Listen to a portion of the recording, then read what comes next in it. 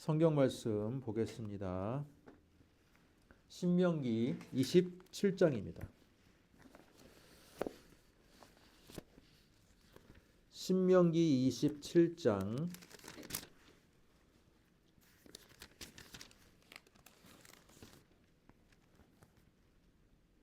4절에서 15절 말씀.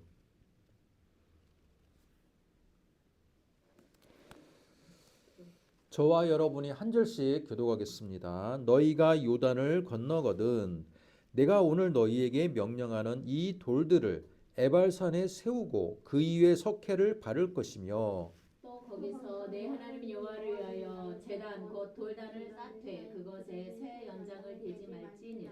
너는 다듬지 않은 돌로 내 하나님 여호와의 제단을 쌓고 그 위에 내 하나님 여호와께 번제를 드릴 것이며 또 화목제를 드리고 거기에서 먹으며 내 하나님 여호와 앞에서 즐거워하라. 너는 이 율법의 모든 말씀을 그 돌들 위에 분명하고 정확하게 기록할지니라. 모세와 레위 제사장들이 온 이스라엘에게 말하여 이르되 이스라엘아 잠잠하여 들으라. 오늘 네가 내 하나님 여호와의 백성이 되었으니 그런즉 내 하나님 여호와의 말씀을 청종하여 내가 오늘 내게 명령하는 그 명령과 규례를 행할지니라. 모세가 그날 백성에게 명령하여 이르되 너희가 요단을 건넌 후에 시므온과 레위와 유다와 이사겔과 요셉과 베냐민은 백성을 축복하기 위하여 그리심산에 서고 르우벤과 갓과 아셀과 스불론과 단과 납달리는 저주하기 위하여 에발산에 서고 레위 사람은 큰 소리로 이스라엘 모든 사람에게 말하여 이르기를 같이 읽습니다. 장색의 손으로 조각하였거나 구워 만든 우상은 여호와께 가증하니 그것을 만들어 은밀히 세우는 자는 저주를 받을 것이라 할 것이요 모든 백성은 응답하여 말하되 아멘 할지니라. 아멘. 자, 안녕하십니까? 반갑습니다. 오늘 신명기 27장 말씀을 가지고 그르심산과 에발산의 길이라는 제목으로 우리 말씀을 듣도록 하겠습니다. 우리 한번 따라해 보겠습니다. 그리심산과 에발산의 길. 에발산의 길. 여러분, 그리심산, 에발산 들어봤습니까? 네. 이 두 산이 오늘 모세를 통해서 하나님께서 시청각 교육을 하고 있다. 우리는 그렇게 생각하면 될 것 같습니다. 자, 먼저 항상 신명기를 볼 때마다 모세가 지금 이스라엘 백성에게 신명기의 율법의 이 말씀을 전수하는 장소가 어디라고 이야기했습니까? 모압 평야예요. 모압 평야. 아직 지금 오늘 말씀을 보고 많은 사람들이 헷갈려 하시는 게 뭐냐면 그리심산과 에발산이 지금 어디의 도시에 있는 것이에요? 가나안 땅에 들어와서 한 도시를 둘러싸고 있는 산이거든요. 그래서 지금 이 산의 위치가 마치 이스라엘 백성이 산에 와 있는 것처럼 생각하는 그런 오해가 발생을 하는데 오늘 말씀의 장소는 여전히 모압 평야예요. 아직 가나안을 건너지 않았어요. 그러나 모세는 너희들이 가나안 땅에 건너가게 된다면 세겜이라는 도시를 너희들이 모여라. 그리고 그 세겜이라는 도시를 둘러싸고 있는 산 중에 그리심산과 에발산에 모여서 내가 말한 대로 내가 지금 너희들에게 지금 명령한 대로 시청각 교육을 하라는 겁니다. 자, 이것으로 볼 때 여러분 세겜이라는 도시가 뭔가 상징성이 있는 도시 같은 느낌이 안 듭니까? 사람들을 지금 다 세겜으로 모였다라는 것은 세겜이라는 도시가 굉장히 중요하다는 의미라고 볼 수 있습니다. 특별히 창세기부터 세겜이라는 도시는 등장하기 시작합니다. 여러분, 창세기에 세겜이라는 도시가 언제 등장합니까? 여러분이 알고 있는 상식을 한번 동원해 보겠습니다. 맞아요. 딩동댕입니다. 창세기 12장부터 등장해요. 창세기 12장부터 갈대아 우르에 살고 있던 아브라함이 여호와 하나님으로부터 신의 명령을 받고 알지 못하는 장소지만 무작정 떠나기 시작합니다. 그리고 계속 떠나다가 드디어 신의 인도를 받은 첫 장소가 어디입니까? 따라해 보겠습니다. 세겜 땅, 세겜 땅, 모래상수리 나무 앞. 모래상수리 나무 앞. 네. 여러분, 아브라함이 가장 먼저 가나안 땅에 들어와서 진을 쳤던, 텐트를 쳤던 장소가 세겜 땅입니다. 그 정도로 세겜 땅, 세겜이라는 도시는 아주 고대에서부터 도시로 형성이 되어 있던 곳이에요.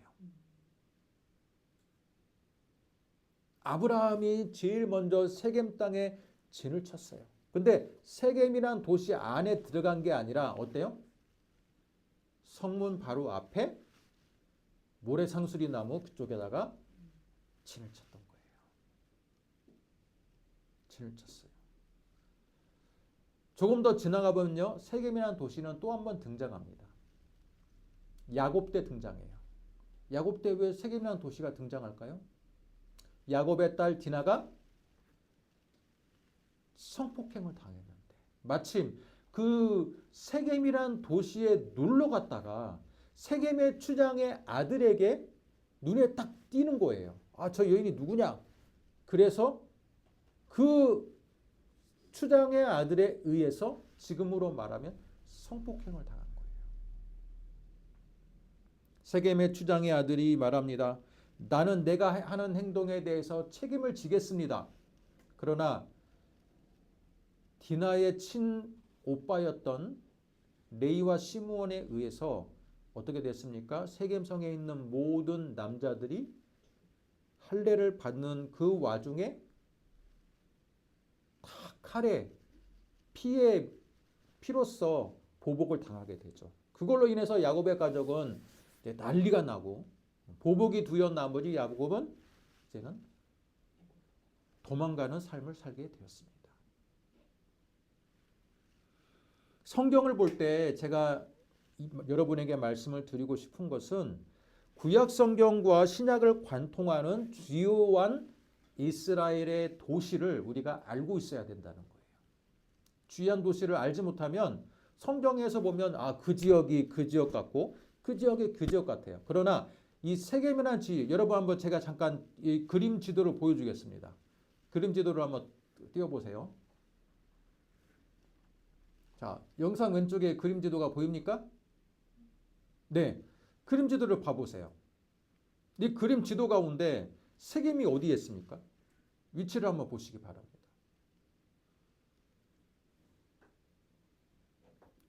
눈이 좀 나쁘십니까? 여기 화면을 보시고, 자, 세겜이라는 도시가 어디에 있습니까?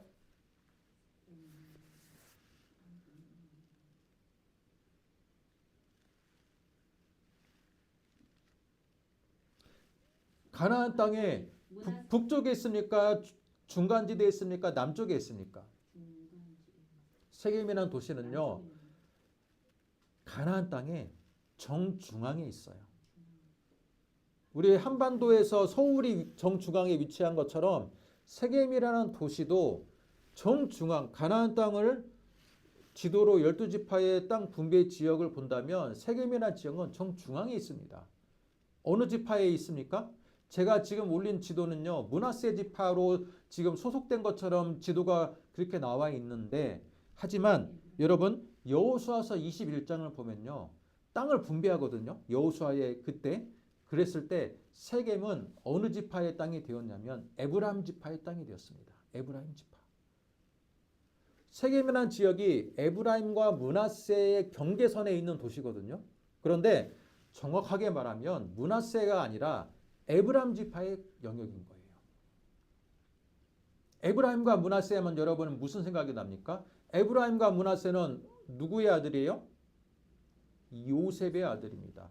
요셉의 아들로서 요셉이 장자권을 부여받았기 때문에 두 곱절의 축복을 받았어요. 다른 지파들은 다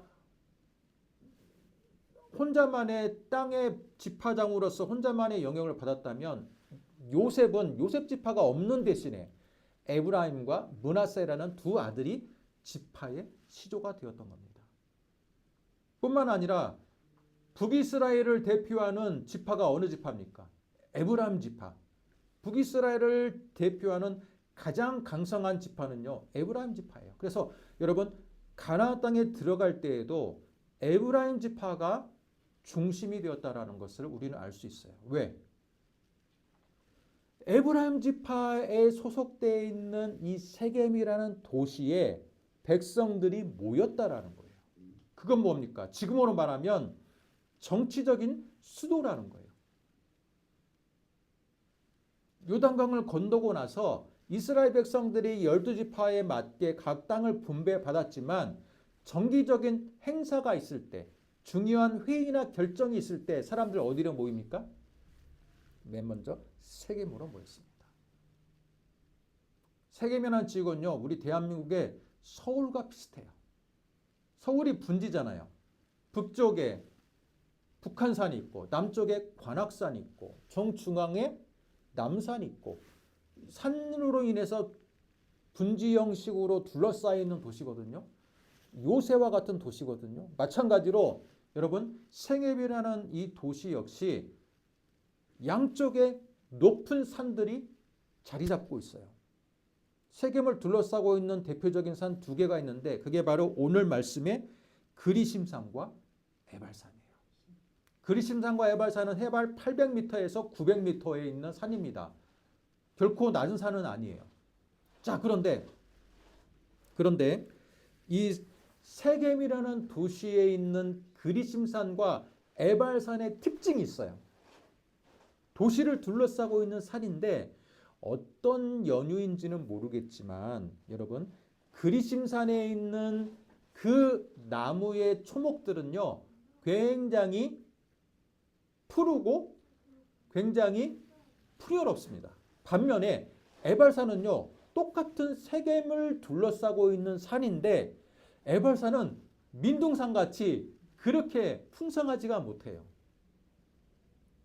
모세는 그 세겜을 중심으로 하는 그리심과 에발산의 이 풍성한 산의 모습과 황량한 산의 모습을 알고 있어서 그 산의 비유에서 지금 이스라엘 백성에게 시청각 교육을 하는 거예요. 뭐라고 말합니까? 야, 너희들 가나안 땅에 들어가면 세겜이라는 도시, 그 도시에 모여라. 모여서 중요 행사를 할 때 너희들 12지파 가운데 절반은 그리심산에 서고 절반은 에발산에 서라. 그리고 뭐라고 말합니까? 그리고 뭐라고 말해요?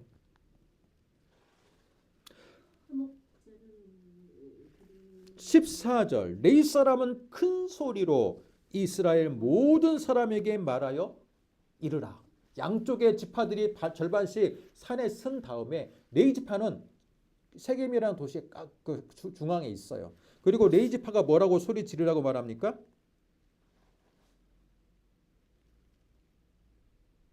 우상을 만드시고. 맞아요. 우상은 여호와께 가증하니 그것을 세우는 자는 저주를 받을 것이라.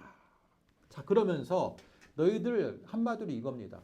너희들이 여호와 하나님이 주신 가나안 땅에 들어가서 하나님의 말씀을 지키면 잘 순종하면 어느 산과 같을 것이다? 그리심산과 같이 풍성하고 초목이 우거지고 열매 맺는 삶을 살 것이고 너희들이 가나안 땅에 들어가서 가나안의 7 족속에게 휘둘리고 그들의 문화와 그들의 종교를 따르게 된다면 너희들의 삶은 어느 산과 같을 것이다? 에발산과 같이 너희들은 황폐해질 것이다 라는 것을 보여주는 거예요. 보여주는 거. 여러분 이것처럼 시청각 자료로서 좋은 이미지가 어디 있겠습니까? 한번 생각해 보세요. 분지에 딱 도시를 둘러싸고 있는 도시에 양쪽에 서 있어요. 소리를 외치면 서로 들려요. 분지니까. 그런데 너희들이 여호와 하나님을 택하라. 택할지 안 택할지 너희들이 결정하라는 거예요. 결정권은 누구에게 있습니까? 하나님께 있습니까? 이스라엘 백성들 각 지파에게 있습니까? 각 지파에게 있는 거예요. 율법을 지킬 것인지 지키지 않을 것인지 너희들은 선택하라는 거. 또 율법을 통해서 하나님을 사랑할 것인지 다른 우상을 사랑할 것인지를 선택하라라고 말하고 있습니다. 저는요, 이 말씀이 쉐마 이스라엘과 연장선에 있는 말씀이라고 봅니다. 자, 신명기 6장을 보겠습니다. 신명기 6장 4절부터, 자, 4절, 6장 5절부터 한번 잠깐 여러분과 같이 읽어볼게요. 6장 5절. 쉐마 이스라엘은 여러분도 반드시 알고 있어야 되는 말씀이에요. 신명기 6장 5절 같이 읽습니다. 너는 마음을 다하고 뜻을 다하고 힘을 다하여 내 하나님 여호와를 사랑하라. 6절과 7절 읽습니다. 시작. 오늘 내가 내게 명하는 이 말씀을 너는 마음에 새기고 내 자녀에게 부지런히 가르치며 집에 앉았을 때든지 길을 갈 때든지 누워 있을 때든지 일어날 때든지 이 말씀을 강론할 것이며. 여러분, 자, 쉐마 이스라엘, 이스라엘아 들으라라는 이 교훈은 뭡니까? 자녀에게 부지런히 가르치라는 거예요. 율법이라는 것이 계속해서 가르치고 말씀이 내재화될 수 있도록. 여러분, 율법이라는 것은 외형적으로 드러나 있는 거잖아요. 돌판으로 새겨져 있고, 그죠? 책으로 기록되어 있는 말씀이 계속 가르치면 어떻게 됩니까? 마음에 내재화가 됩니다. 내재화 시키라는 거예요. 아멘. 근데 이 내재화를 시키는 이유가 뭐냐? 6장 5절을 보니까요. 너는 마음을 다하고 뜻을 다하여 힘을 다하여 내 하나님 여호와를 사랑하라. 그러니까 여호와 하나님을 사랑하는 방법이 말씀을 내재화시키는 거라는 거예요. 율법을 계속해서 암송시키고 그 율법의 습관을 들이게, 율법의 삶으로 살아가는 습관을 들이는 이유가 뭐냐면 그게 바로 여호와를 사랑하는 삶의 방식이라는 겁니다. 삶의 방식.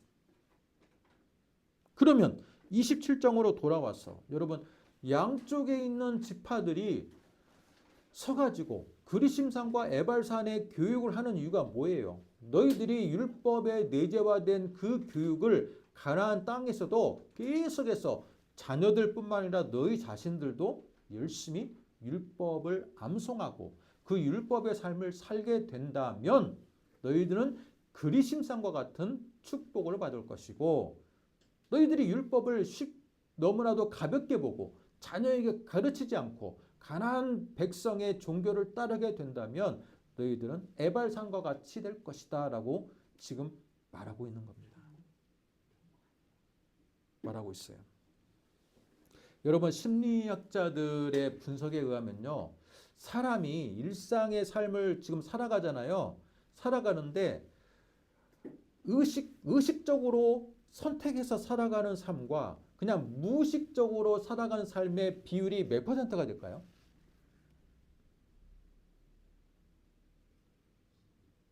심리학자들이 최근에 내놓은 결과들을 보면요, 사람들은요 생각보다 무의식적인 삶의 자동성, 삶에 그냥 내가 습관에 몸에 익은 대로, 습관에 들인 대로 생각 없이 그냥 살아가는 그 경우가 훨씬 더 많다라는 거예요. 무려 90%라고 하는 거예요. 무의식적으로 내가 몸에 들어있는 습관대로 그냥 아무 생각 없이 살아가는 그런 케이스들, 시간들이 우리의 삶 중에 90%라는 겁니다. 나머지 10%는 뭐예요? 내가 의식적으로 선택하는 거예요. 선택의 길로에서, 또는 내가 어떤 걸 할 거니까 내가 이 뇌가 활성화되면서 그것들에 대해서 판단을 한 다음에 내가 의식적으로 선택하는 게 불과 10%밖에 안 된다는 거예요. 그건 뭡니까? 그만큼 사람들은요, 습관의 노예라는 거예요. 습관이 가지고 있는 그 사람의 그 습관이 어떤 습관이 형성되었느냐에 따라서 그 사람이 성공적인 삶을 살아가느냐, 실패의 삶을 살아가느냐, 범죄의 길로 빠지느냐가 결정이 된다는 겁니다. 자, 그런 것들을 생각하면서 오늘 말씀을 생각한다면 뭡니까? 너희들은 율법을 너희들 마음에 내재화시키고 삶으로 습관화하라는 거예요.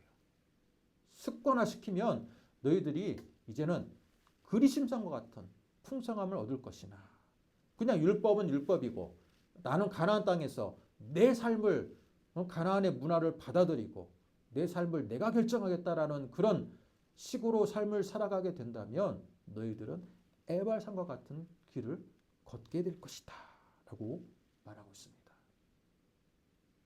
이건 굉장히 우리에게 시사하는 바가 큽니다.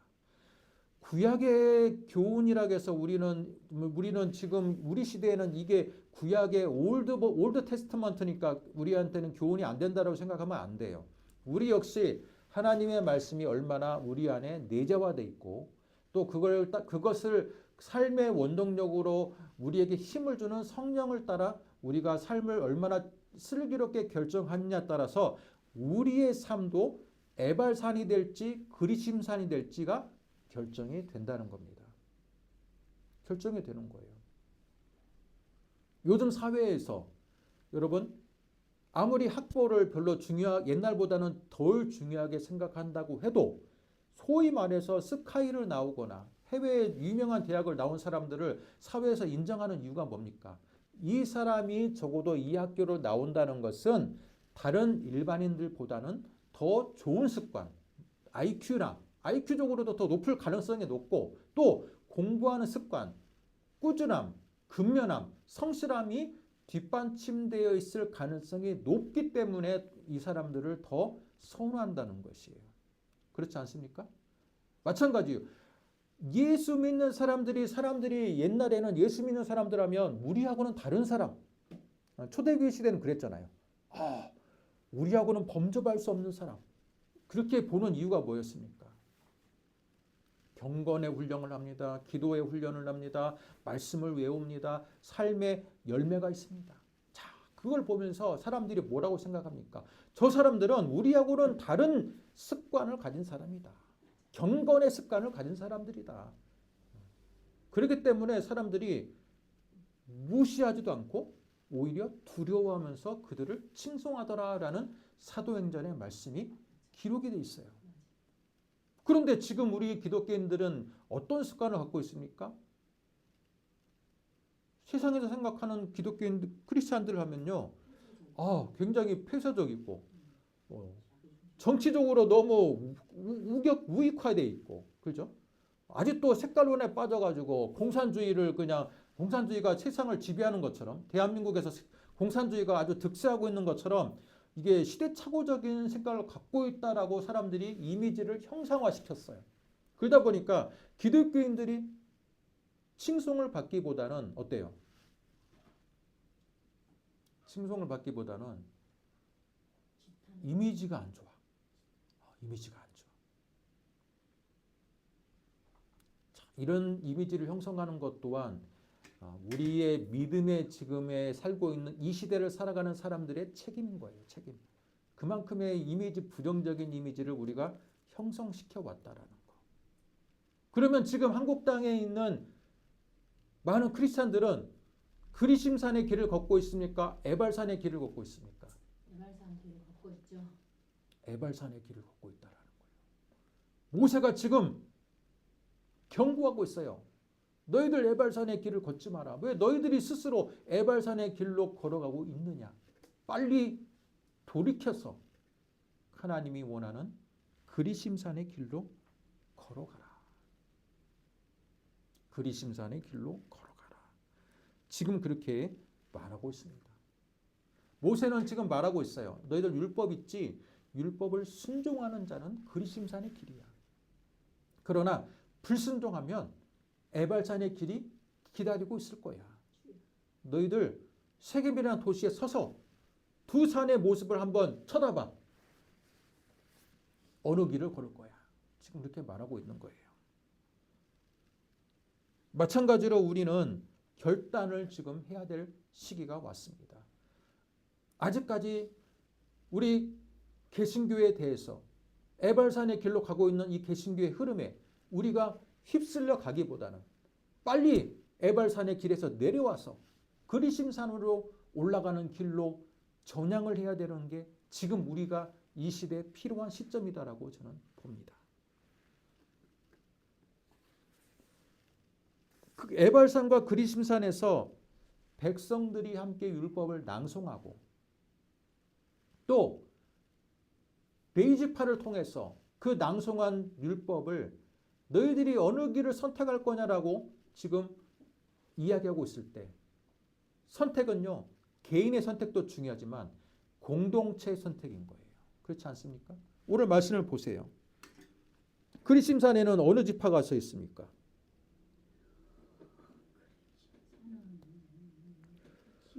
시므온, 레위, 유다, 이사갈, 요셉, 그죠? 베냐민 지파까지. 에발산은 르우벤, 갓, 아셀, 스불론, 단, 납달리. 여러분 이 말씀을 자세히 보면요, 어떻게 마치 예언한 것처럼 그리심산에 있는 지파들이 나중에 축복을 받거든요. 시몬과 유다 지파는 나중에 남유다의, 그죠? 유대인 중에 유대인 지파가 되잖아요. 그러나 르우벤 지파는 나중에는 형체도 없이 사라지고요. 갓 지파도 나중에 사라지고, 여러분 단과 납달리, 아셀, 스불론 지파는요 축복을 받지 못해요. 모세는 어떻게 알았을까? 에발산에 있는 이 지파들은 별로 축복을 받지 못합니다. 그것을 꼭 예언했다라고 보기보다는 양쪽에 서서 너희들이 어떤 길을 갈 것인가 선택하라라는 모세의 강력한 권고의 메시지다라고 볼 수 있습니다. 그렇기 때문에 각 지파에 대한 메시지인 거예요. 공동체 안에서 결단을 해라. 너희들 어느 길을 갈 것이냐. 그러나 모세의 예견대로 에발산에 있던 많은 지파들은 나중에 소멸되고 북이스라엘 왕국에서 혼혈이 되어서 나중에는 어떻게 됩니까? 민족적으로 소멸이 됩니다. 민족적으로 소멸이 돼요. 말씀에 순종하는 삶이 얼마나 축복될 것인지 오늘 말씀은 우리에게 알려주고 있습니다. 직장에서는 정직함과 성실함을 통해 그리심산에 올라가는 길이 되어야 될 것이고, 가정에서는 사랑과 용서로 그리심산으로 향하는 길이 되어야 될 것이고, 교회에서는 섬김과 헌신으로 그리심산으로 올라가는 길이 되어야 될 줄로 믿습니다. 목사님 그것은 뭐 율법 시대나 그런 것이죠. 여러분 구약의 메시지가 왜 그림자가 되고 왜 우리 시대에 아무런 의미가 없다라고 생각하는 것 또한 굉장히 이분법적이고 영기주의적인 거예요. 구약이라는 이 삶의 토대, 예수님께서 이 땅에 오실 때 율법을 폐하러 오신 게 아니라 율법을 뭐하러 오신다고 했습니까? 율법을 완성하러 오셨다라고 했어요. 율법의 정신을 완성하러 오셨는데 왜 율법이 무조건 없어져야 된다. 구약은 과거의 그림자다라는 인식조차가 우리가 너무 이분법적으로 성경을 보고 있다라는 반증이라고 볼 수 있습니다. 여러분 어느 곳에 있든지 우리는 저주의 길을 우리 스스로 택해서는 안 된다는 거예요.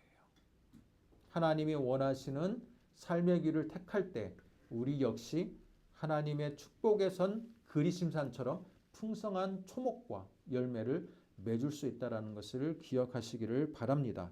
때문에 우리는 항상 성령과 동행해야 돼요. 성령과 동행하고 또 하나님의 말씀과 동행하고 말씀을 내재화시키는 것이 중요하다라는 거예요.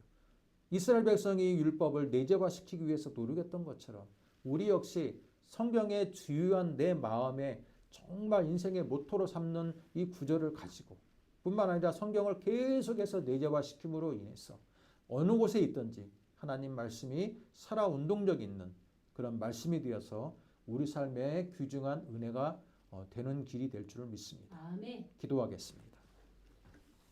하나님 아버지 은혜와 사랑을 감사합니다.